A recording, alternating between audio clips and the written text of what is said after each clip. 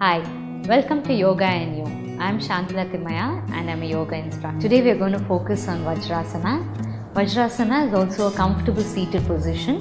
This is the comfortable cross-leg position. For Vajrasana, you sit on your heels.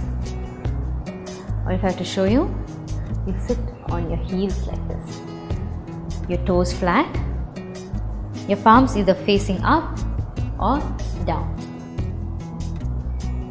And Vajrasana is the only asana that you can practice on a full stomach. It's very good to sit in Vajrasana after your lunch or your dinner because this aids digestion, it prevents piles, fistula and all other digestion related problems, and is also very good for people who suffer from excessive gas problems as well. You can start with 30 seconds, you can move on to 1 minute, 2 minutes and so on, till your ankles get used to it and completely opens out your ankle, and you can sit for a very long time like this without getting uncomfortable. Thank you.